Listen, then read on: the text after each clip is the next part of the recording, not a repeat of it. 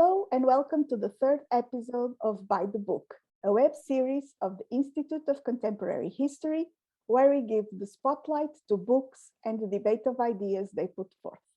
I'm Diana Barbosa.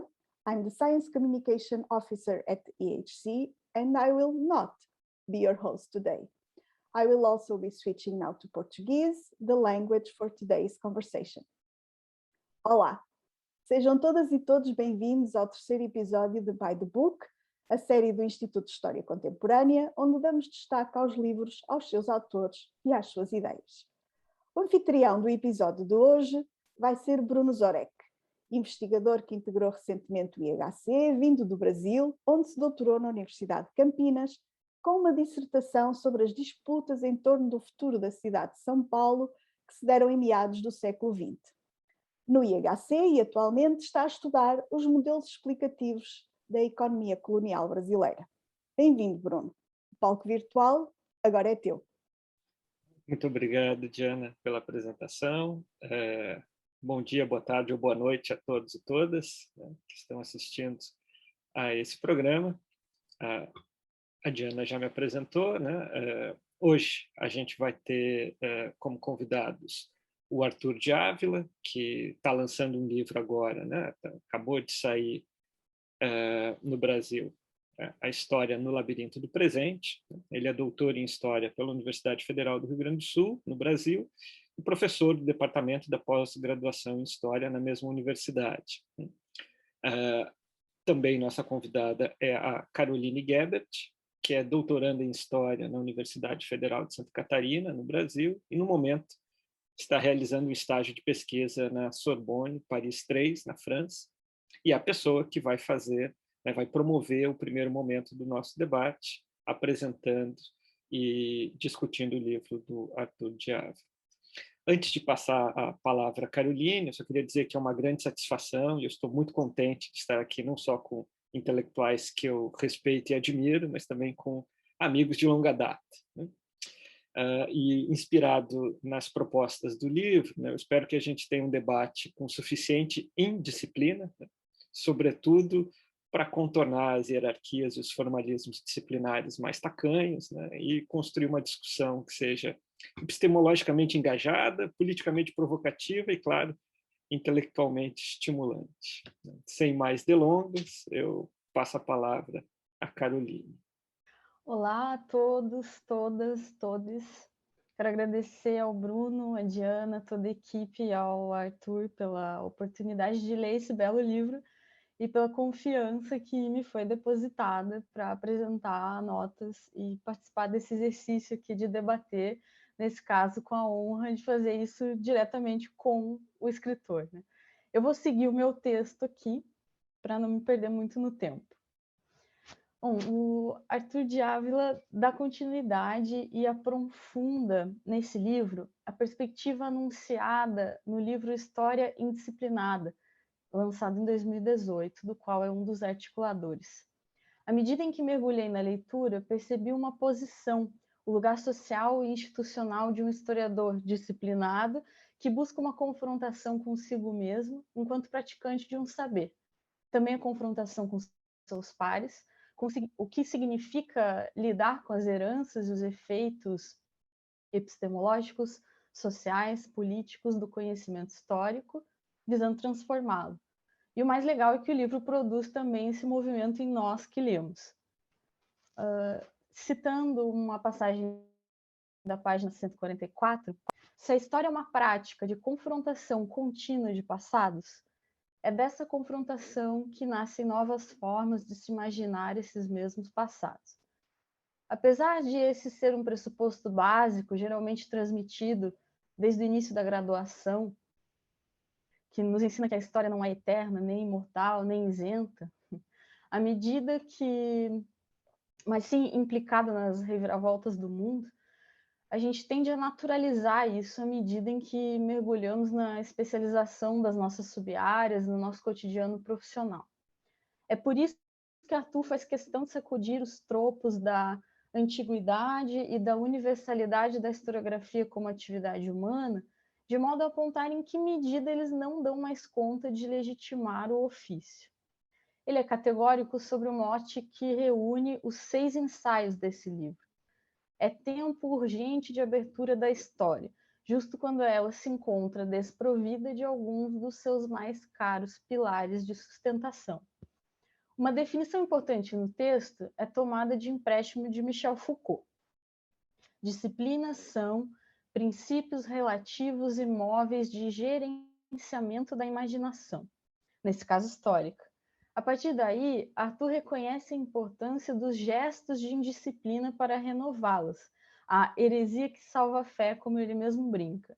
Mas também afirma que esses gestos são insuficientes sem o engajamento teórico em prol das mudanças efetivas das condições de produção, reprodução e legitimação públicas da historiografia.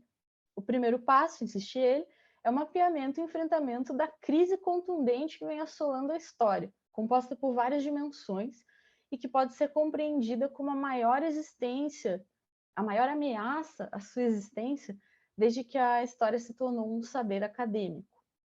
Mais do que um precipício, Arthur situa a história num labirinto, cujas interdependências se ancoram na temporalidade que atravessa a historiografia como prática, portanto, também do ponto de vista dos efeitos que ela é capaz de gerar no mundo. Nas partes sem saída, se bate os teimosos em admitir a necessidade de mudanças profundas. Mas a resolução, encontrar, ou melhor, criar caminhos possíveis, é de interesse público.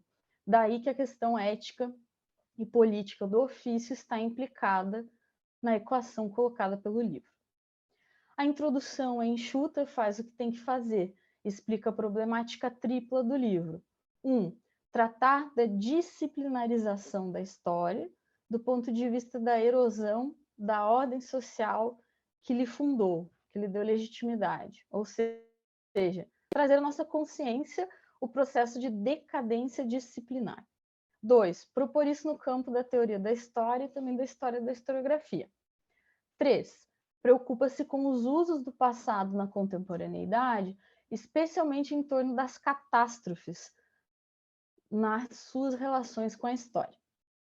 O autor afirma que quer expor as fragilidades da história disciplinada, a teórica, que diria respeito ao seu realismo ontológico, ao seu tempo vazio e homogêneo e ao seu discurso de separação entre passado e presente, que voltarei a falar mais para frente, a política, oriunda do processo de divórcio litigioso entre história e nação e da predominância da razão neoliberal que se espraia socialmente, e a fragilidade institucional, né? Os cortes orçamentários, perda de lugar de fala, de mediação, ataques à história, etc. O capítulo 1, que é o mais longo e detalhado, faz o diagnóstico sobre as mudanças no nosso métier no século XXI, que permitem sustentar a hipótese de que esse não é o primeiro fim da história, mas abre um espaço-problema contemporâneo que é substancialmente diferente dos antecessores. E dialogando com autores como Lewis Gordon, ele define decadência disciplinar como um processo de reificação da disciplina, isto é, no qual aqueles protocolos, métodos e burocracias da disciplina se tornam fins ao invés de meios. Descreve em seguida uma série de pressões internas e externas que atuam no esvaziamento das bases e fronteiras da identidade disciplinar da história. Falar de história a partir desse texto, então, é também falar de políticas públicas, de paradigmas socioeconômicos mais amplos, de lógicas externas que exercem papéis de força, por vezes dominantes no nosso campo. Ou seja, compreende-se bem que a posição e a situação da história no jogo tem questões mais amplas, né? E faz uma defesa da história, apesar de contestar aí alguns desajustes crescentes entre os modos como falamos, como escrevemos, tipo esse, né, que eu estou lendo aqui, que é bem disciplinado, e que fazem parte do repertório aí dos historiadores e historiadoras, e as expectativas próprias e alheias sobre esses repertórios no contexto atual. Então, o capítulo destaca fenômenos como a inflação de informações, a inflação dos diplomas, o imediatismo das redes sociais, o colapso das noções de bem comum, ligado a um hiperindividualismo neoliberal, os conflitos de diversos grupos que lotam e disputam a cena pública com as suas memórias e contramemórias, a influência e intervenção de investidores na academia que querem fazer da universidade uma espécie de extensão do mercado, na qual aquilo que é mais rentável, mais popular, e os próprios ritmos acelerados, competitivos, não condizem muito com pressupostos de produção de qualidade acadêmica, né? Como uma verificação rigorosa, responsabilidade investigativa, etc. Chama atenção a questão da separação aí, ou dissolução do nacional como um fundamento da história, né? E como a percepção pública sobre a disciplina muda enquanto isso acontece, depois que isso acontece. Porque a história deixa de operar como um sustentáculo dessa comunidade imaginada, que é a nação, ou a região, enfim. E, segundo Arturo, o individualismo neoliberal, a globalização e a própria profusão de movimentos sociais que rejeitam ou reelaboram os marcos do passado, esvaziaram a ideia pactual de que as comunidades possuem um passado nacional minimamente compartilhado. Se isso era feito com base numa, assim, excluindo abertamente alguns personagens e passados da nação, cada adição gerava novas exclusões, né? Isso é uma dificuldade epistemológica mesmo. E daí que ele diz que quando surgiram as novas histórias culturais e sociais, a partir dos anos 60, elas já vieram acompanhadas dessa dificuldade de fazer grandes sintetizações. Além disso, as guerras, ditaduras e demasiados horrores que foram sendo incorporados criticamente às histórias nacionais fizeram cair por terra a celebração pátria do passado, envolvida na própria dificuldade de narrar esses episódios, né, traumáticos com as técnicas usuais. Uma pergunta essencial, na minha visão, é feita na página 44. Nas novas configurações entre Estado, sociedade, universidade, ele nos pergunta, e se pergunta, né, onde fica a capacidade sincronizadora da história frente a esse território de conflito permanente que se tornou o passado. Então, o ponto-chave desse diagnóstico me parece que é essa desintermediação, quer dizer, a perda do poder de mediador por parte da historiografia disciplinada com relação ao passado, ao presente, às temporalidades. Então, quando a posição dos especialistas se torna talvez supérflua aos olhos de muitas pessoas, e cresce a ilusão de que seria possível acessos não mediados ao passado, né, pelas suas próprias mãos. E que, justo por isso, muitas vezes alimentam falsificações, negacionismos, simplificações, né? A ascensão de nacionalismos paranoicos, anti-intelectualismo, campanhas de difamação contra a competência dos docentes, e etc. Nos capítulos 5 e 6, temos dois estudos de caso que trazem vários episódios em que isso fica claro, sim, né? Variados grupos que nos Estados Unidos acusaram as humanidades ou os professores de história serem responsáveis pela decadência nacional do país, né? Em longas history wars, são acusados por excesso ideológico ou então pela sua falta.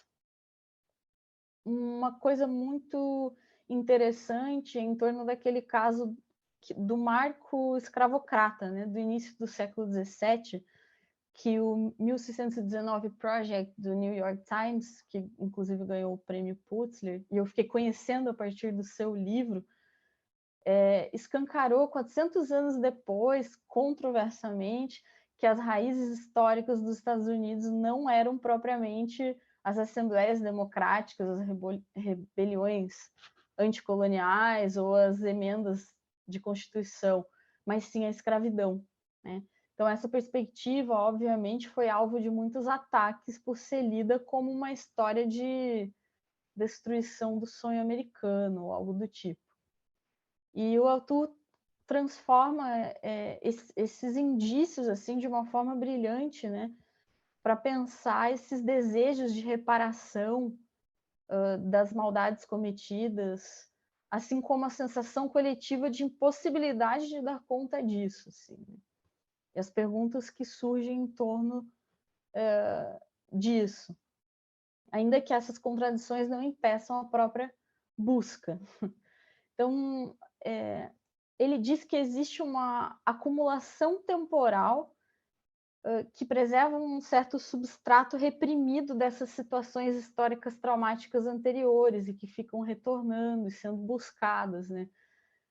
E lá, nesse caso, aqui no Brasil também, pela marca indelével da escravidão e dos seus apologistas, né?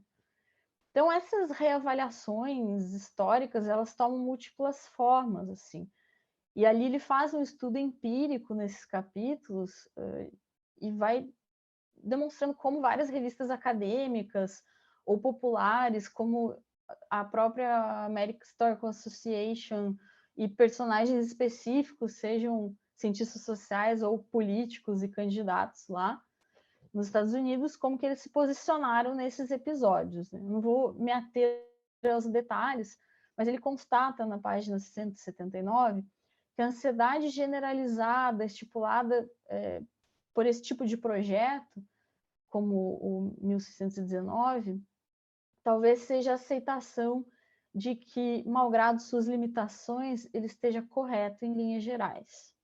Então você vê que o texto é muito provocativo, ele faz a gente ficar pensando o tempo inteiro nessas situações que nós mesmos vemos na mídia e que ficamos pensando quando vamos escrever, por exemplo. Será que eu estou contribuindo para reproduzir visões limitadoras? O que eu, como historiadora, posso fazer, né? Então, não só nos Estados Unidos, mas no Brasil e em vários outros lugares, vemos que atores exigem uma liberdade acadêmica para tratar dos passados, inclusive com negacionismos e falácias, né? E que não raro partem de uma recusa e de uma indisposição em admitir a diferença, em lidar com a multiplicidade de passados, principalmente das minorias, né? Então circulam versões do passado acusatórias em direção à história, que são importadas da memória e têm efeitos como censura, encolhimento do espaço crítico, reforço de protocolos e tabus, ao mesmo tempo em que tem o efeito de abrir a história. Então, no campo historiográfico, por exemplo, ocorrem movimentos de fechamento de cada sub-área e de cada profissional em nichos que às vezes chegam a ter quase nenhuma comunicação entre si, né? E isso é um risco em guildas internas que criam hábitos de pertencimento e podem, no extremo, diz Arthur, levar a um apartheid epistêmico, né? Que é aquela coisa de rejeitar análises vindas de outras sub-áreas estigmatizadas como ilegítimas de antemão, assim, né? Isso acontece em eventos, em salas de aula, em fofocas de corredor, etc. Eu entendo como fundamental chamar a atenção dessas consequências dúbias, né? Inclusive para a saúde mental dos profissionais, que anda bem abalado nos últimos tempos. Então, essa hostilidade antiteórica, mesmo que ela venha de pessoas que se autodenominam desconstruídas, né? Ela é, sim, reacionária, né? Nunca é demais relembrar disso, né? Que mesmo as histórias mais revolucionárias, ou mais radicais, mais criativas e indisciplinadas, também precisam ficar atentas se e quando elas também são condicionadas por esses fenômenos. O capítulo 2 pensa, então, num caminho possível, uma forma de historiografia que se ancora numa visão prática do passado, por meio de um engajamento. Você vê que todos os capítulos dialogam, embora eles possam ser lidos separadamente, né? Nesse capítulo 2, o Arthur dialoga com Hayden White, categorizando 2 modos de representar, enfrentar, teorizar o passado. O primeiro, chamado passado histórico, seria o passado criado pela historiografia, né? Fruto aí de um disciplinamento pela história. E o segundo, passado prático, ele seria uma imaginação sobre o passado que é necessariamente guiada por um impulso ético.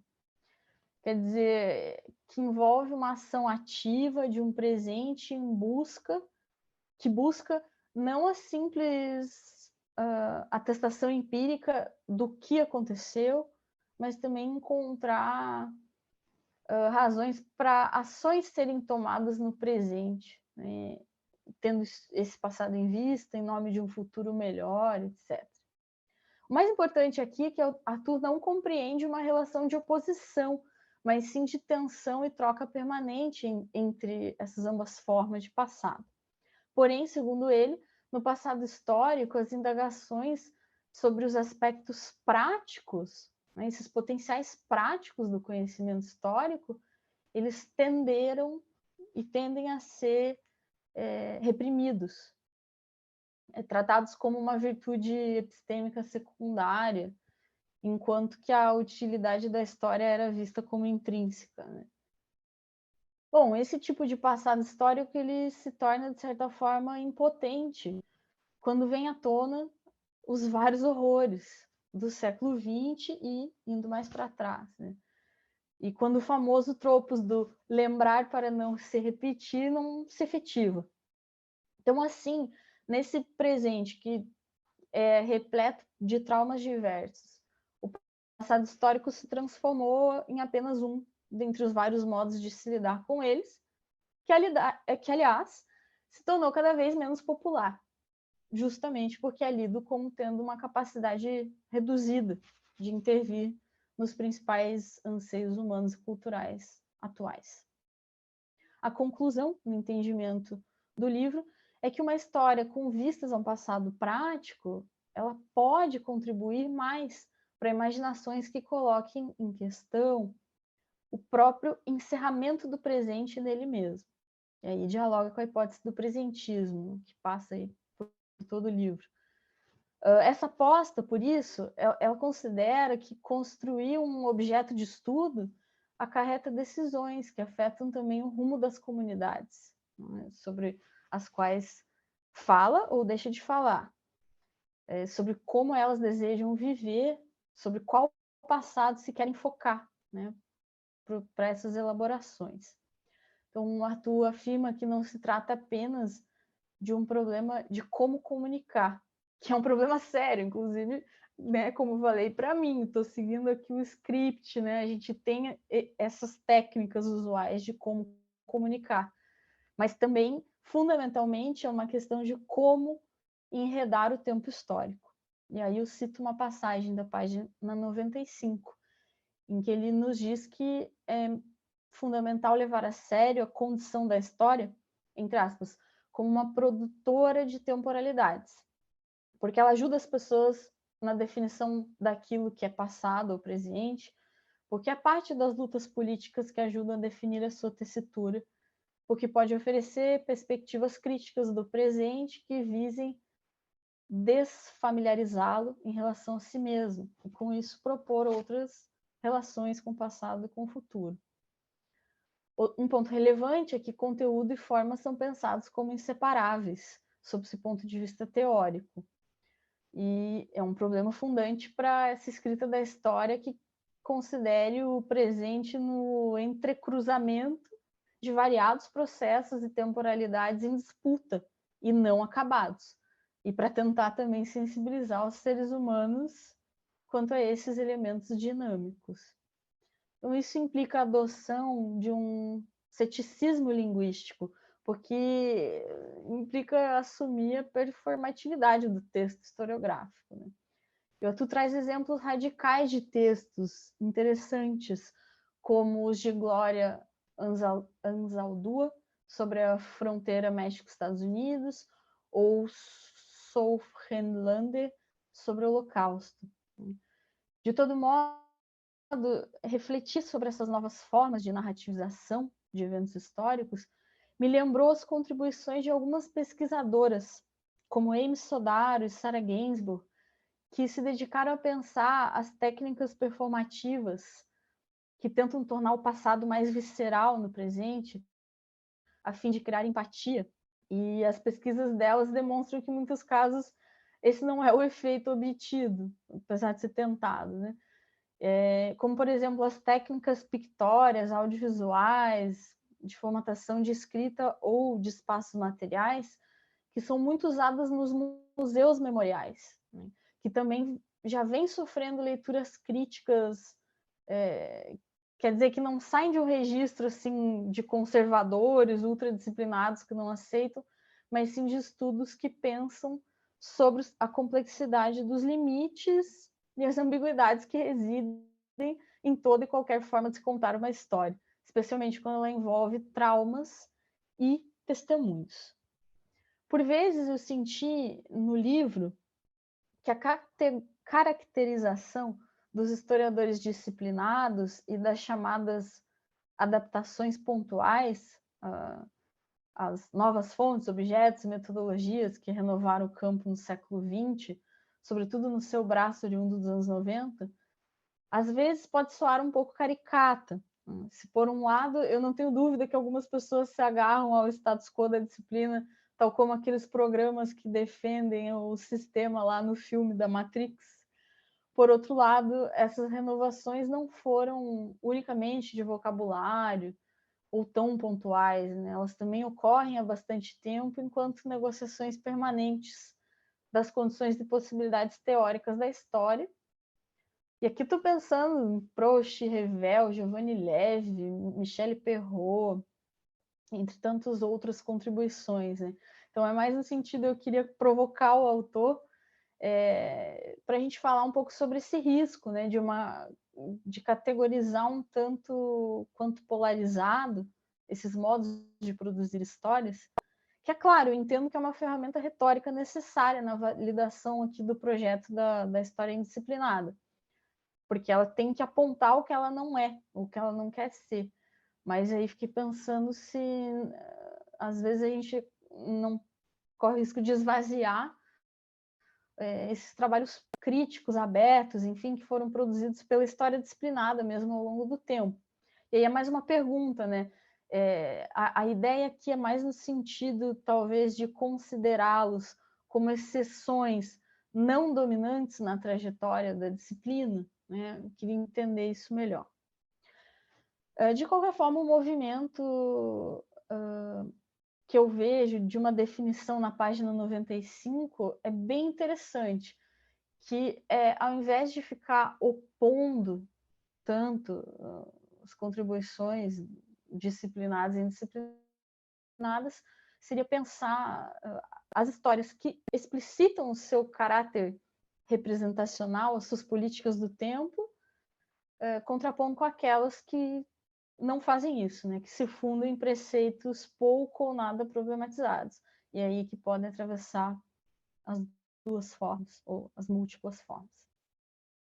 No capítulo 3, o fardo da história, o autor correlaciona a aceleração temporal do modo de produção capitalista com a obsessão das pessoas com a memória e o passado. Então, os modos de experimentar e representar o tempo se transformaram radicalmente, né? Especialmente a partir da segunda metade do século XX para cá. E o autor diz que esse processo teve dois âmbitos específicos, né? De um lado, as diversas e até então inimagináveis catástrofes resultantes do próprio desenvolvimento tecnológico sem precedentes, Holocausto, enfim, fizeram ruir a crença iluminista no progresso. De outro lado, a aceleração e a financiarização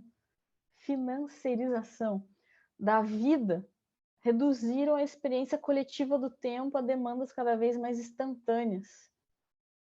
Aqui, estando de acordo com a teoria do presentismo, ele diz que o tempo se contraiu em presentes cada vez mais autocontidos, fechados e apartados um dos outros. Além dos passados que não passam, traz aqui a ideia, dialogando com Jameson, do presente que não passa. Em sociedades que se veem entre futuros inimagináveis e passados evanescentes. Aqueles passados que circulam muito mais como memória ou nostalgia, com pouco ou nenhuma mediação crítica. E isso muda profundamente a relação das pessoas com a história, né? Há uma obsessão contemporânea pelo passado, mas uma incapacidade de historicizar o mundo de forma satisfatória.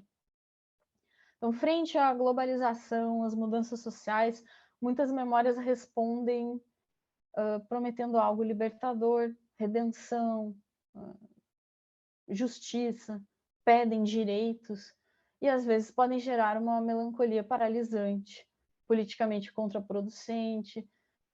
E concordo com Arthur que afirmar que mais memória simplesmente significaria um melhor entendimento do nosso próprio tempo. Afirmar isso é algo ingênuo, porque, né, o próprio James Baldwin já colocava esse risco de nos afogarmos no passado, ainda mais com o papel aí das tecnologias de informação e da mídia nesses processos de comercialização da cultura do passado, né?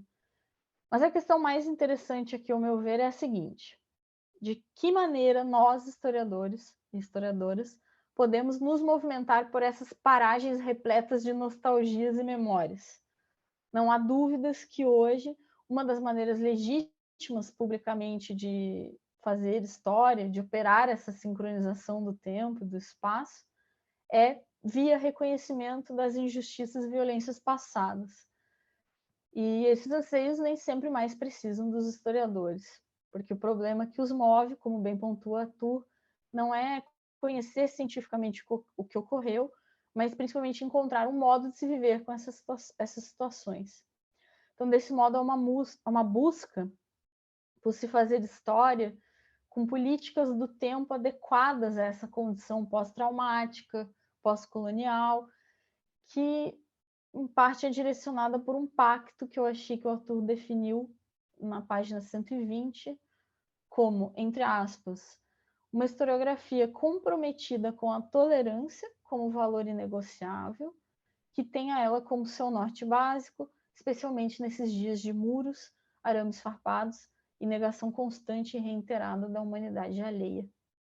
Uma passagem muito bonita. Então, de todo modo, a história passa por uma revisão de pacto, semelhante à qual já passaram outras disciplinas, como a filosofia, a antropologia. E aí ocorrem transferências de questionamentos entre uma área e outra, e surge a questão, que eu até gostaria de perguntar para o autor: é possível que se produza e se transmita conhecimento histórico sobre um outro sem operar algum nível de violência simbólica? Por fim, o capítulo 4 também trabalha com esses fantasmas e feridas históricas através do tempo histórico e como eles ganharam densidade a partir desses processos, principalmente de descolonização dos últimos 50 anos, né? Já que o fim dos impérios coloniais, segundo ele, que eram ancorados numa noção de tempo homogêneo, significou também a quebra, a erosão das noções de temporalidade herdadas do século XIX.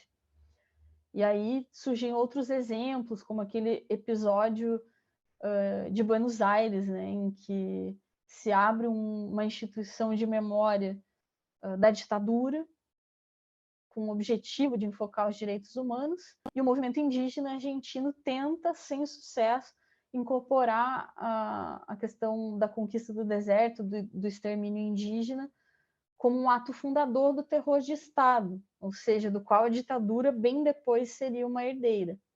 Então, esses casos, né, eles dão a ver conflitos entre diferentes imaginações temporais que coexistem.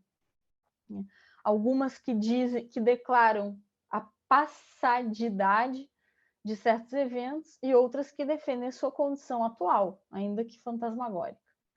A explicação de Arthur sobre esses fenômenos enfatiza a condição pós-colonial, né? Mas nós poderíamos acrescentar um elemento aqui em torno da noção de imprescritibilidade dos crimes do passado que passa a vigorar. No meu entendimento, é fundamental para compreender essa virada para passados presentes reivindicados como direito, a consolidação da figura do testemunho no pós-Segunda Guerra Mundial, como sendo sobrevivente, né? Quer dizer, que ainda está vivo e pode testemunhar. Foi até uma transformação, porque a palavra testemunho antes era usada para vários documentos e fontes, depois passa a ser pensado como os testemunhos das pessoas que ainda estavam vivas, né? Então, essa validação pública do testemunho também confronta os historiadores. Estou acabando.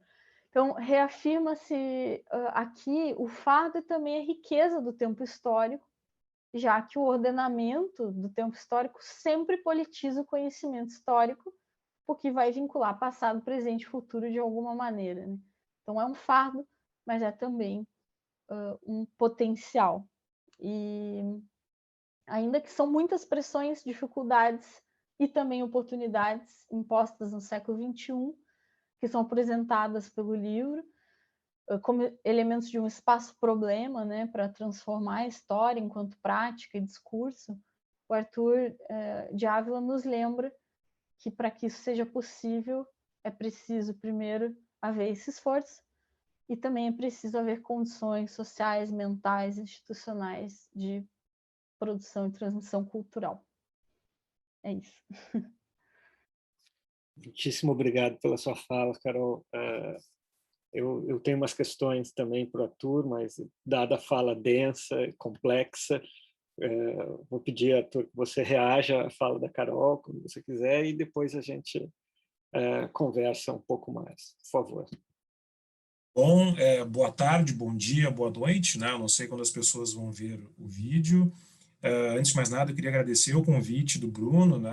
Já estamos entrando na nossa segunda década de amizade, né, Bruno? Nos conhecemos como jovens mestrandos em Porto Alegre. Não vou dizer quando, para as pessoas não adivinharem as nossas idades, né? E dizer que é um prazer estar com a Diana, um prazer conhecer a Caroline, né? Me tocou muito a tua leitura do livro, Carol, assim, porque me fez parecer melhor do que eu sou, inclusive, em vários momentos, né?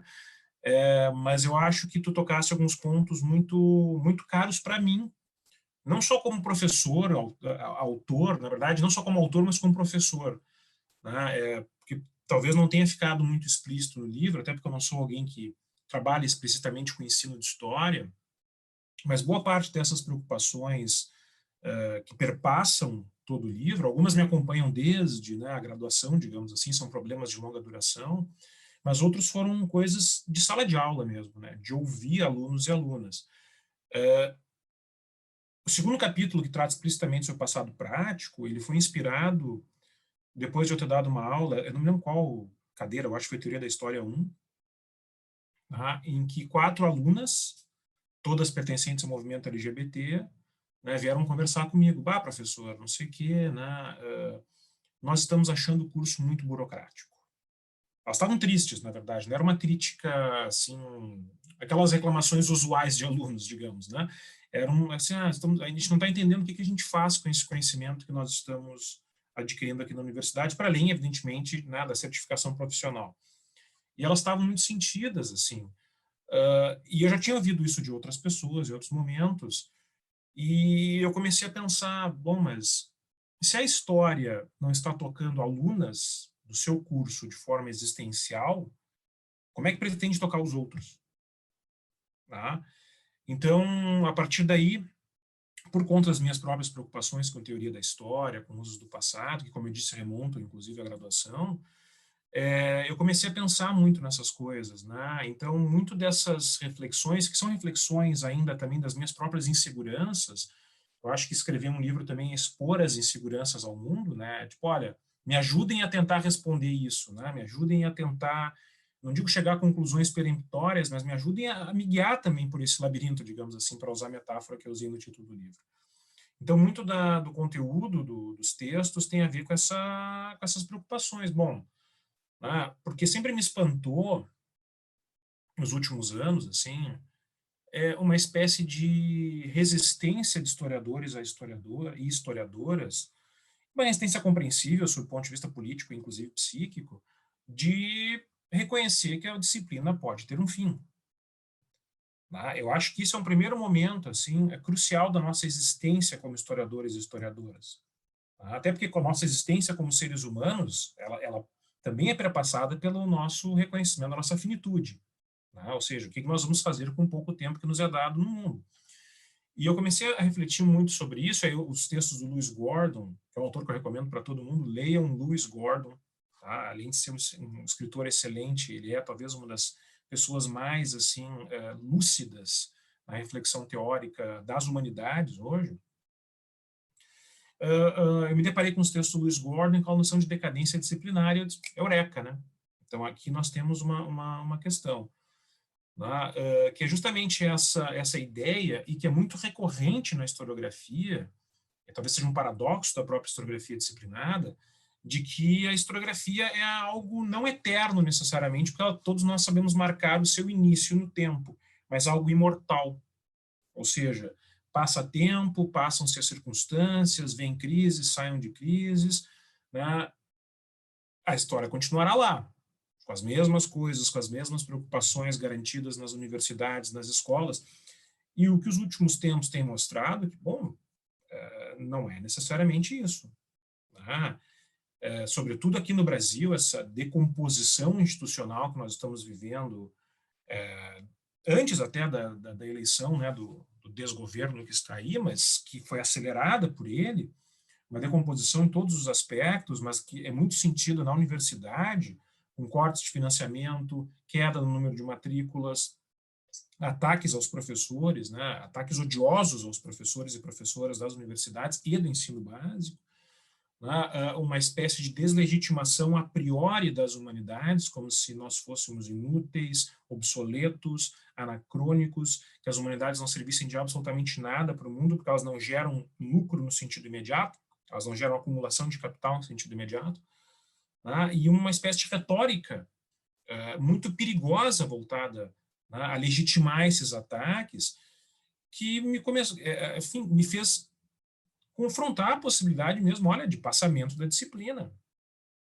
Claro, não talvez na minha existência, evidentemente, não estou falando aqui de processos de curtíssima duração. Eu acho que a gente tem que escapar um pouco desses diagnósticos muito curtos, mas que pode afetar os nossos alunos e alunas e os seus alunos e alunas lá adiante. Ou seja, a minha preocupação fundamental é entender, e isso eu tenho dado sequência a isso nas minhas pesquisas posteriores aos textos do livro, é tentar entender quais são as novas condições de produção, reprodução e legitimação pública da história. A ideia de que a história ela não é um conhecimento que se impõe naturalmente às pessoas.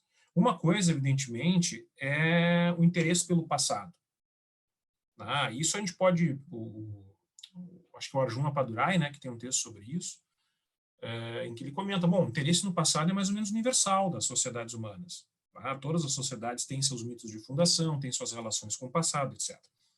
Então, digamos assim, se há alguma coisa universal, é esse interesse pelo passado. Agora, a história não é puro interesse pelo passado, e ela é uma forma específica de lidar com o passado que teve um início e que atualmente está ameaçado. Por vários motivos, que eu já comentei antes. E muitas vezes, quando se constata isso na historiografia, se externaliza a ameaça. É como se a historiografia fosse sempre ela, né, alvo de ameaças externas, sem nenhuma responsabilidade sobre a situação atual. Então, os debates dos anos 80 e 90, né, que para mim são um exemplo lapidar de uma construção paranoide de disciplina, né? Os pós-modernos estão nos atacando, os pós-modernos vão nos destruir, precisamos defender a história. Era um debate teórico, né, que estava sendo colocado ali, não era muito menos grave do que as coisas que nós vemos hoje. Era um debate teórico. E gerou uma ansiedade nos historiadores e historiadoras que talvez seja o fruto justamente desse enfrentamento do tipo, opa, alguém está nos dizendo que nós não somos eternos, alguém está nos dizendo que nós não somos imortais. Então, há uma resistência muito grande de historiadores e historiadoras, é o paradoxo que eu mencionei antes, né, de historicizar a disciplina para além daquele formato tradicional. Bom, ela nasceu no século XIX, aquela narrativa que nós encontramos em vários manuais de história da historiografia. Porque historicizar não é só postular uma origem, né? Historicizar é colocar em movimento ou em trânsito, como diz o Lacapra, mas também enfrentar o fim. E aí nós temos que encarar isso de forma muito objetiva, digamos assim. Olha, o que pode acontecer e o que está acontecendo que está levando a historiografia ao fim? Tá? Será que nós não temos a nossa parcela de responsabilidade no estudo? Será que a história ela não virou um mundo tão obcecado com ela própria, tá? Com as suas regras, com as suas burocracias, sobre o que é história, o que não é história, tu pode fazer isso tu não pode fazer e tal, e perdeu o contato com o mundo da vida, como diz o Gordon? Eu me lembro, por exemplo, um exemplo concreto desse tipo de discussão, né? Teve o Samba Enredo da Mangueira, em 2019, né, aquela escola de samba do Rio de Janeiro, um belíssimo samba enredo, não sou nenhum grande fã de carnaval, mas há de se reconhecer que é um belíssimo samba enredo. Enfim, né, digamos, as mazelas do passado brasileiro ali na avenida. E eu me lembro de ler vários comentários, aí eu acho que é interessante, algo que eu vou comentar daqui a pouco, em redes sociais, sobretudo, e comentários, né, com colegas, tipo, mas isso aí que a Mangueira está fazendo, nós, historiadores, já fazíamos há tempo, com as nossas histórias críticas, É verdade, tanto que o próprio autor do Samba Enredo foi lá e disse, olha, eu li historiadores e historiadoras para montar o Samba Enredo. A questão, para mim, não é essa. Né? A questão é, será que nós aceitaríamos um aluno ou uma aluna que defendesse uma tese, uma dissertação, um TCC em forma de Samba Enredo? É aí que está o problema. Tá? É aí que está a provocação. Será que nós aceitaríamos um aluno chegar só, professor, eu fiz um textinho aqui, ok, como eu digo, né, a indisciplina não é anarquia, não é licenciosidade, eu acho que tem alguns modelos que devem ser defendidos porque provaram mais do que a sua eficiência, né, provaram serem modelos dignos. Tá? Então, sim, tá, o cara vai lá, faz um textinho e tal, né, justifica as suas escolhas, mas a tese em si, ou a dissertação, ou o TCC, ser um samba enredo. Quantos de nós e quantas de nós aceitariam esse tipo de coisa? Quantos de nós e quantas de nós aceitaríamos uma tese em história, em forma de história em quadrinhos, por exemplo? Ou em forma de videoclipe? Nem sei se os jovens continuam falando videoclipe, né? Eu fui um jovem nos anos 90, no período da MTV, então eu ainda falo em videoclipe. Né? Ou um trabalho audiovisual. Eu tive um aluno numa cadeira que era um seminário eletivo, em que ele compôs um rap como trabalho final da cadeira. Então, vejam, isso tudo pode parecer muito, que bonitinho e tal, mas na hora que importa, tu vai lá e disciplina tudo isso. A minha questão é justamente que são essas formas, e não se trata de achar que elas devem substituir o modelo monográfico, os textos, não é isso. Eu não estou trabalhando aqui com essa, com a lógica da substituição total, não é isso. Mas algumas formas hoje têm mais contato com o mundo da vida do que esse modelo que nós herdamos do século XIX, né? Que é um modelo realista que já no próprio início do século XX já foi colocado em questão por uma série de movimentos artísticos e literários, e que nós tratamos como se fosse um modelo natural de desenvolvimento da história. A história tem a forma de uma monografia, digamos assim, o que é, com todo respeito a quem acredita nisso, como diz o Hayden White, o que é um delírio. Tá?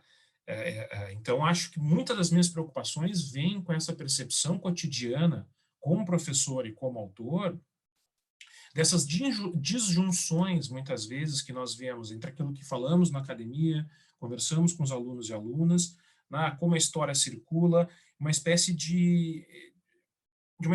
enfim, é uma disjunção mesmo, né? Eu acho que a palavra foi boa mesmo, vou repetir a palavra, que tem entre as nossas grandes afirmações, a história muda a vida das pessoas, a história é importante, a história forma cidadãos, e aí tu olha para o lado, todas essas grandes afirmações, elas não se comprovam, pelo menos não hoje,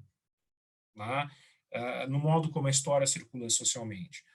Então, acho que aí tem uma questão fundamental para nós. A disciplina, ela, embora se imagine um centro de representação legítimo, e um centro de disseminação do conhecimento, hoje talvez ela não seja mais esse centro.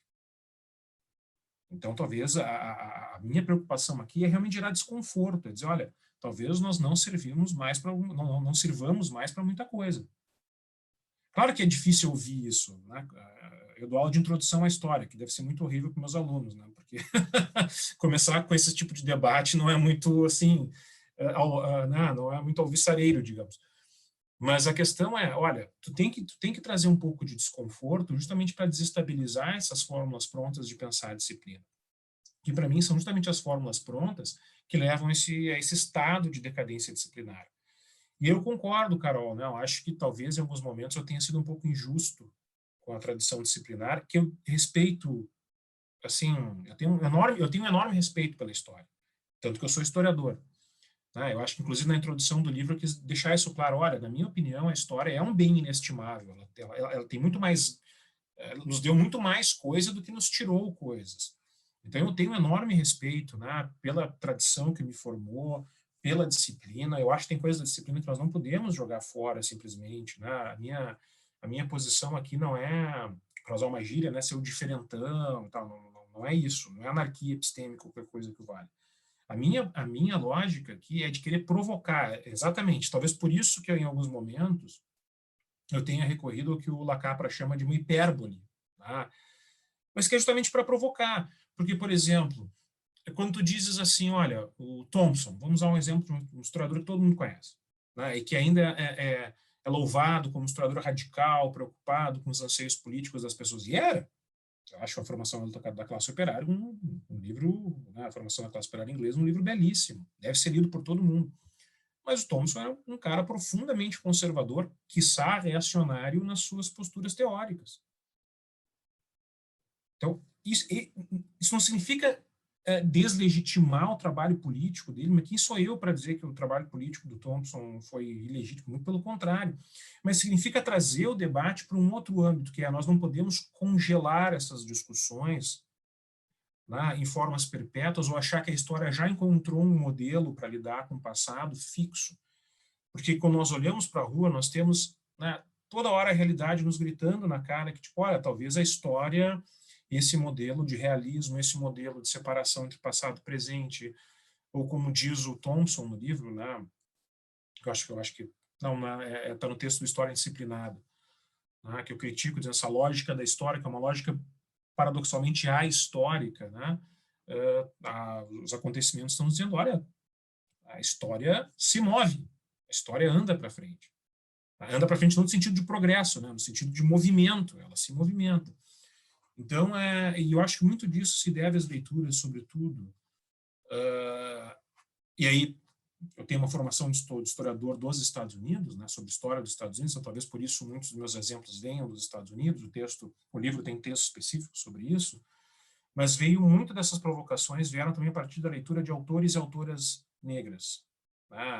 Penso em dois aqui. Uma, a Saidiya Hartman, que na minha opinião é a maior historiadora viva hoje, né, nos Estados Unidos, que tem uma reflexão maravilhosa sobre a pós-vida da escravidão, o que isso coloca para a representação histórica, né, as violências do texto, as violências da narrativa, digamos assim, o que é um arquivo, enfim, é uma reflexão teórica impressionante, né, assim, não só pela sofisticação teórica, mas pela provocação política que causa.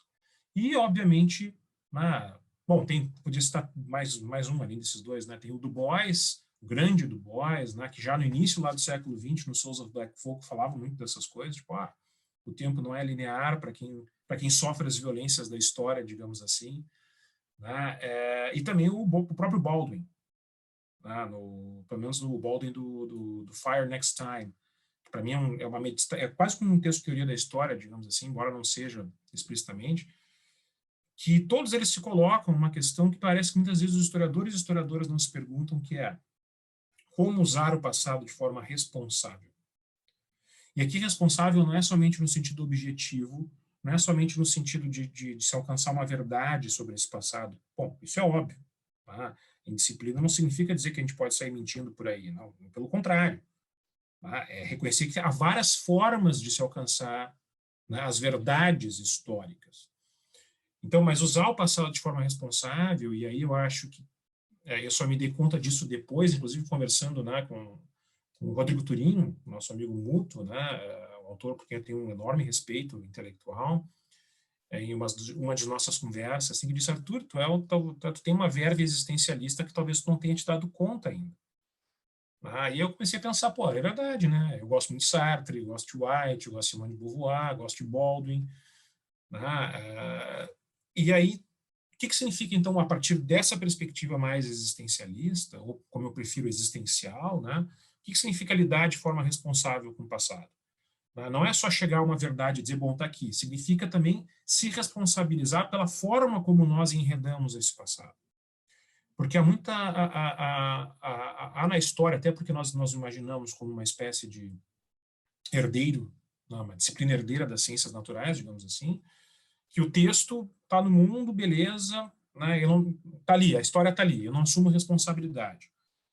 Né? Quando, na verdade, a forma como nós enredamos, a forma como nós pesquisamos, inclusive, mas a forma como nós enredamos, como nós narramos, a linguagem que nós usamos, as metáforas, a maneira como nós construímos as nossas representações, e não só as textuais, elas não se esgotam nelas mesmas, elas têm efeitos no público, pelos quais nós temos que nos responsabilizar, não no sentido de culpa. Né? Existem leituras erradas, leituras de má fé, não era responsável, né, por qualquer delírio que a pessoa vai fazer em relação ao teu texto. Mas tu não pode simplesmente responder, não, o texto é esse, a pessoa faça o que quiser com ela. Eu acho que existem efeitos, né, o texto e as representações históricas, elas também são formas performáticas, digamos assim, de compor tempos, de compor sujeitos, e nós temos que usar isso de forma responsável, ou seja, assumir, né, aquilo que nós fazemos textualmente, inclusive como um gesto de liberdade diante da história, né? Tu moldar um novo passado é também uma espécie de rejeição a velhas formas, digamos assim, a velhas imposições, e assumir essa responsabilidade. Né? Então, acho que um dos motes, talvez, subterrâneos do livro é como assumir a responsabilidade pelo passado, porque nós todos herdamos esse passado de formas diferenciais, né? Mas nós estamos enredados neles. Ainda mais num país, por exemplo, como o Brasil, né? Profundamente escravista, violento, excludente, autoritário, e esses passados eles continuam permeando os nossos presentes, ainda que não da mesma forma para todo mundo. Então, o que significa, dentro desse presente, que, de novo, né, no caso brasileiro, pode ser lido como um presente quase que em permanente estado de catástrofe, o que significa a gente se responsabilizar pelo passado? E aí a responsabilidade vem justamente com uma ideia, e já vou encaminhar, né, para não me esquecer das duas perguntas, das provocações ali da Carol, né, vem justamente com uma ideia de construção de futuro, de agir no tempo. Claro que é uma noção muito, talvez muito fora de moda, né, muito anos 60, talvez, algumas situações, até no momento de crise climática, onde a própria ideia de história-processo que nós fazemos, ela parece estar sumindo, né? Eu acho que há bons argumentos, inclusive, em relação a isso. Né? A ideia de que a história agora nós nos tornamos uma força tão geológica, os seres humanos, que a ideia de agência humana ela se altera. Ok. Mas eu ainda acho que há uma certa dignidade na reflexão teórica existencial sobre, como nós construímos um futuro a partir daquilo que nós herdamos. Nós usamos o passado como prisão, nós usamos o passado como destino, nós usamos o passado como algo que determina todas as nossas escolhas, inclusive nos desresponsabiliza no presente, que é algo, inclusive, a própria esquerda faz em alguns momentos. Tá? Herdamos tudo isso do passado, não há o que fazer, calma. Tá? Ou nós usamos esse passado de forma responsável para abrir novas visões, nem que seja na imaginação, digamos assim, de futuro. Porque é só um gesto responsável que pode nos tirar desse presente confinado que nós estamos vivendo. É por isso que todo o negacionismo histórico que nós vemos hoje, né, todas essas formas de consumo vazias de história, elas são profundamente desresponsabilizadoras e irresponsáveis. Desresponsabilizadoras porque desresponsabilizam as pessoas de suas heranças em relação ao passado, e irresponsáveis porque não assumem as consequências daquilo que fazem. Então, talvez seja essa a grande meditação, por exemplo, relacionada à ideia de passado prático. Né? Eu concordo que há muita oposição no texto do White, sobre isso eu não concordo com essa dicotomização que ele faz, né? Mas eu acho que a provocação dele é muito boa. Né? O passado prático é o que nos impede. O que fazer? A gente olha para tudo isso aqui, né, para o Brasil devastado, para as nossas heranças escravistas, coloniais, autoritárias, né, E o que fazer com isso? Basta apenas conhecer isso? Basta apenas ter um conhecimento científico disso? Bom, isso nós já temos. Nunca se produziu tanta história como nos dias de hoje. A questão é o que nós fazemos com isso? É assumir, né, a nossa potência ou impotência diante disso. Aí eu acho que entra a discussão sobre o passado prático, sobre as políticas de tempo que nós usamos, né, essa ideia de que o tempo ele não é... Nós não somos simplesmente... Nós não passeamos no palco do tempo, né, nós produzimos tempo, nós somos sujeitos que produzem tempo. Essa ideia de um presente como um conflito de temporalidades também, acumuladas em choque, e que talvez cabe muitas vezes a história, né, ou essa história indisciplinada que não trabalha com essas lógicas dicotômicas de separação, de distância e tal, né, mostrar como essas temporalidades elas são conflituosas, né, e que são, de novo, distribuídas diferencialmente entre os sujeitos. Tá? Não é... Eu tenho uma certa crítica a essas ideias, assim, a escravidão é o grande trauma brasileiro, por exemplo. Não, eu acho que a escravidão é um grande trauma para alguns brasileiros. Eu acho que, inclusive, para a elite brasileira, o trauma é o fim da escravidão. Ao que tudo indica é isso mesmo. É o fim da escravidão, é o fim da ditadura. Então, nós temos também que tomar um pouco de cuidado com esses exageros teóricos, né? Porque o tempo histórico, ou pelo menos como eu imagino o tempo, ele é esse choque constante. O presente ele não é um lugar de chegada, ele é um lugar de construção, um lugar de coabitação, um lugar de acumulação. E uma história indisciplinada, ela tem que entender isso de uma maneira um pouco mais sofisticada, e é uma crítica que eu faço à disciplina mesmo, né? A forma como usualmente se trabalha com o tempo histórico na disciplina. Longa duração, média duração, tal, mas é dentro de uma lógica muito processualista, né? Muito presente como ponto de chegada. Mas, bom, acho que são, enfim, e eu acho que isso leva à pergunta, né, que a Carol fez, talvez seja a pergunta mais crucial de todas, que é se nós podemos produzir conhecimento sobre esses outros sem um tipo de violência simbólica, né? Eu acho que não. Eu acho que toda forma de conhecimento, ela é também uma forma de comando. Isso não é necessariamente ruim. Eu concordo muito com o Lewis Gordon quando ele diz, olha, poder não é só poder no sentido negativo, ele também é poder no sentido positivo, é poder fazer algo. Eu acho que nós temos uma leitura muito rasa do Foucaultianismo, assim, que o poder é sempre nós sofremos o poder está em todos os lados, poder negativo. Não, o poder também é algo positivo, tu poder fazer uma coisa é algo bom. Então, e o conhecimento, essa maneira de ordenar o mundo, ele não é sempre negativo.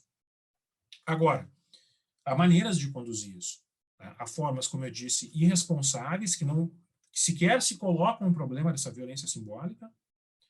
Eu me lembro de um exemplo que uma amiga minha deu, né, no seminário que ela fazia na USP, onde o professor, ela nunca me falou quem era o professor, mas só me descreveu, né, que era um cara de esquerda, trabalhava com história da escravidão, mas onde ele reproduzia em sala de aula a linguagem dos senhores de forma inconsciente, tratando os escravos como peças. Tantas peças. Até que um aluno, né, negro da turma disse, professor, como assim peças? Estamos falando aqui de seres humanos. Não que o professor, evidentemente, fosse um irresponsável, não é isso. Mas é a maneira como essas coisas se constroem no inconsciente. Disciplina é, acima de tudo, inconsciente. Ela é uma segunda natureza que nós absorvemos e nós não nos damos conta. Então, há maneiras que nem se colocam o problema da violência simbólica, porque não bola para isso, ou acham que a história é realmente conhecimento científico para quem esse tipo de pergunta é uma pergunta impertinente, ou maneiras responsáveis. Olha, eu sei que sempre em qualquer situação, vai haver um tipo de violação. Como diz o Durval Muniz de Albuquerque, também fazer história é violar memórias. Ele fala no sentido positivo, inclusive, eu concordo com ele. Vai haver um tipo de violação, vai haver um tipo de desconforto, vai haver um tipo de enquadramento que é impossível representar sem enquadrar, não existe isso, o passado não nos chega pronto, ele é uma massa de dados, informações, ele é um caos que nós temos que dar ordem a esse caos, mas que faz isso de maneira responsável, que se coloca o problema dessa violência simbólica, como a Saidiya Hartman, inclusive, coloca num dos seus textos mais bonitos, o Vênus em Dois Atos, mas que se confronta, se desconforta e que, por causa disso, produz representações mais responsáveis sobre o passado. Acho que a questão, sei que eu pareço, né, aqueles adultos que dizem tem que ter responsabilidade, mas no fundo é um pouco isso, assim, eu acho que a provocação nós temos que ter responsabilidade pela disciplina, pela situação que nós estamos, nós temos que ter responsabilidade pelas nossas representações, nós temos que ter responsabilidade nos usos públicos e políticos que nós fazemos do passado, né, na esfera pública. Enfim, nós temos que tomar essas coisas em mãos e não simplesmente, né, deixar a disciplina agir pela gente ou fingir que o passado fala pela gente. Eu acho que foram um pouco essas as minhas preocupações no livro. Né? E, de novo, Carol, te agradeço, assim, acho que tu fizesse uma leitura muito generosa, de novo, né, me fez parecer melhor do que realmente sou. E é isso, acho que o livro ele é uma provocação. Para mim, inclusive, que eu várias vezes me senti assim, será que eu vou escrever isso mesmo? Será que aqui eu não vou estar exagerando? Será que eu vou me responsabilizar depois, né, pelo que eu escrevi aqui, sobretudo os capítulos, porque alguns desses textos já foram publicados, eu só revisei eles, né, os revisei e depois coloquei no texto. Mas sobretudo o primeiro capítulo e o sexto, que são inéditos, né, e foram feitos num contexto de absoluto isolamento, porque eles foram escritos... Eu comecei a escrever um pouco antes da pandemia, e depois, assim, sem aulas, sem contato, sem as famosas conversas de bar, que ajudam a direcionar os nossos argumentos. Então, também teve a história estava ali na rua enquanto eu escrevia, né? Esse tempo denso, esse tempo horroroso da pandemia. E muitas dessas coisas foram feitas num contexto dessa insegurança, de, olha... Mas aí, enfim, botei no mundo e agora é torcer para que eles tenham pelo menos algum efeito positivo nas pessoas, ou pelo menos provoquem as pessoas. Eu acho que no fundo é isso. Eu não perdi um pouco a qualidade de provocador. Eu acho que ser professor é ser provocador acima de tudo. E é isso por enquanto. Então, agradeço, Carol, tua leitura belíssima e obrigado uma vez pelo convite. Eu quero fazer um comentário rápido, e 2 comentários, na verdade. Em primeiro lugar, quero contar uma anedota, porque foi levantado aí, né, pelo Arthur, a possibilidade de, né, outras formas formas expressivas de se organizar o conhecimento histórico. Eu queria dizer que um amigo nosso, não é de conhecimento público, agora vai ser, porque vai estar na internet, Miguel Palmeira, ele tem uma versão de samba-enredo da tese dele, né, que infelizmente ele não defendeu o samba-enredo, ele defendeu a tese sobre o Moses Finley no estilo tradicional. Então essa era a anedota. E um pouco só para continuar a discussão que a Carol levantou e que o Arthur respondeu, eu queria dizer que, na leitura do livro, Arthur, uma das coisas que me ficou muito... Um dos incômodos que o livro me gerou, dos vários, e vários incômodos muito positivos, incômodos no sentido, né, que somam, mas uma das impressões que eu tive foi que o livro é parte uma análise teórica, parte um manifesto político, né? E eu acho que, nesse sentido, enquanto estratégia política, eu assino embaixo do que você escreveu, assim, eu concordo com os teus posicionamentos 100%,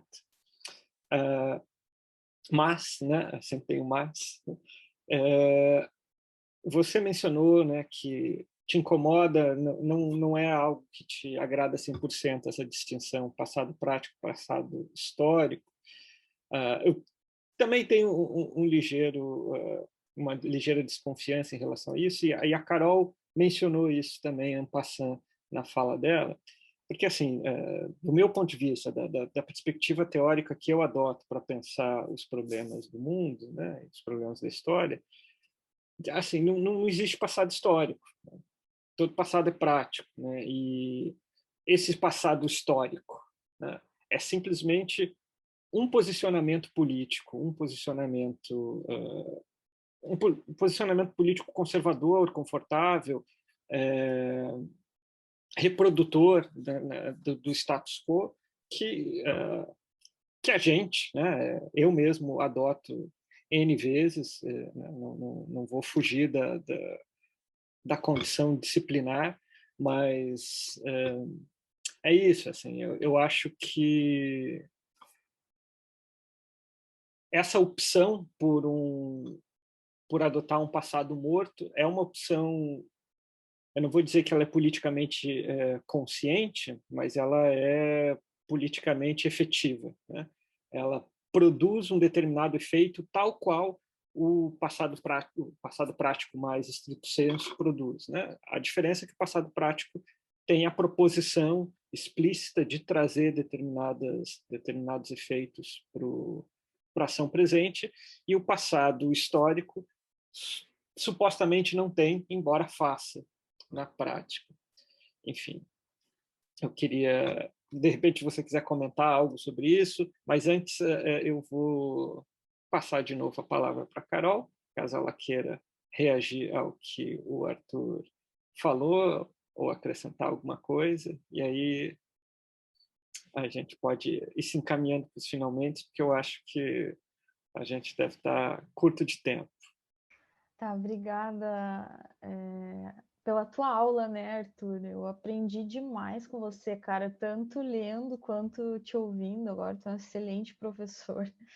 E, enfim, assino embaixo também do livro. Assim, tá de parabéns, né?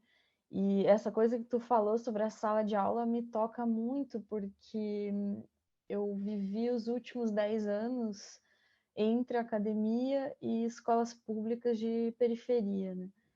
E o trabalho eu senti isso quando eu estava lendo, que eu fiquei pensando como o trabalho de ensino nas escolas públicas, durante ele a gente precisa movimentar um passado prático e diferentes formas de trabalhar com isso, sim, o tempo todo, porque senão tu não tem relação com os teus alunos, né? Se tu chegar lá e encher o quadro de uma coisa lá fixa e tal, não vai, a coisa não anda, né? E eu achei muito legal você até falar, né, que percebeu isso ali no dia a dia e tu transformou isso num trabalho teórico, né, muito bacana, assim.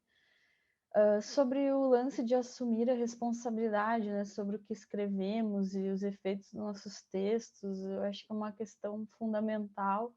Essa coisa do poder que eles têm, e eu fiquei pensando muito nisso essa semana, acho que talvez porque eu estava levando o seu livro para todos os lugares que eu ia, assim, né, na cabeça. E eu fui numa exposição aqui em Paris que falava sobre as relações da Catedral de Notre-Dame e aquele famoso romance lá do Victor Hugo, né, que fez dela um personagem. E ali, por que eu tô falando isso? Que ali dizia algo que eu não fazia ideia, que no início do século XIX tinha vários projetos para demolir essa catedral. E a partir do momento em que o Victor Hugo escreveu sobre ela, lançou o romance, ele não só modificou totalmente o debate, como foi feita uma restauração da catedral, né? E foram adicionados itens novos assim na arquitetura durante né? Foi colocado algumas esculturas, algumas coisas que não existiam antes, que eles achavam que tinha, enfim, a ver com uma atualização. E por mais que isso seja relação entre literatura, né, ilustra, também poderia ser pensado no caso da história como um texto, né, assim, do que ela pode mexer, né, com a realidade, assim. E eu acho que isso talvez é a coisa que mais nos move, assim, sei lá, eu fui fazer história por causa disso, assim, pelo menos, né? E aí acontece o que você muito bem diagnostica no seu texto, a gente vai ficando quadradinho, é muita competição, é muito, você tem que, para ganhar uma bolsa, ter currículo, publicar, não sei o quê, e de repente tu te vê imerso nesse hábito, né? Que eu acho que a minha apresentação demonstrou muito bem, assim, o hábito da disciplinada, né? E aí eu fiquei pensando, tem que mudar isso, assim, né? Mas, enfim, é isso e muito, muito legal ler e estar aqui hoje. Não, gente, eu que agradeço a oportunidade de conversar, né? Enfim, como eu disse, eu me vejo mais como um professor do que necessariamente um historiador, né? Então, eu não consigo dividir essas duas coisas. Mas, enfim, só concluir dizendo, Bruno, o livro também é um manifesto político, sem dúvida, né? Eu acho que hoje em dia nós não podemos não ter a opção né? Nós não podemos não fazer manifestos políticos porque o mundo está ruindo. O nosso mundo, como historiadores e historiadoras, está ruindo, né? E eu acho que é muito confortável assumir uma posição de, não, aqui é academia, que essas coisas não entram, né? E não significa ser militante no sentido partidário da coisa, eu acho que não se trata disso, né? Mas trata de assumir que, olha, a Carol colocou uma coisa na apresentação dela, né? A história também se faz com políticas públicas. E políticas públicas se faz com instituições que sustentem essas políticas públicas, e essas instituições se constroem com poder político, tá? Com diálogo na polis, com ação na polis, tá? E nada disso vai acontecer somente com discussão teórica. No fundo, resumindo, o Michel Houphouët-Ruehlot, aquele brilhante antropólogo e historiador haitiano, disse o seguinte, ó, por mais importante que sejam, né, nenhuma pesquisa histórica substitui marchar na rua contra neonazistas. Então, acho que é um pouco disso, né? Há um limite para aquilo que nós podemos fazer e hoje nós não podemos não aceitar sermos políticos, né? Nós temos que politizar profundamente o nosso conhecimento. E, de novo, agradecer, né? Eu espero que nós consigamos nos encontrar pessoalmente em algum momento dos próximos anos. Eu acho que as coisas estão um pouco mais, pelo menos aqui em Porto Alegre, né? Já tá, a Diana está comentando que Portugal também já está um pouco melhor. E feliz de rever o Bruno, feliz de conhecer a Carol, feliz de conhecer a Diana. E é isso, gente. Muito obrigado pelo convite e sigamos indisciplinando o mundo. Acho que é isso que nós precisamos hoje. Obrigado. Muito obrigado, Arthur. Muito obrigado, Caroline. Diana, muito obrigado também, porque, enfim, suporte técnico e suporte moral para o programa vem da Diana, principalmente. Passo a palavra para você, Diana, para a gente encerrar.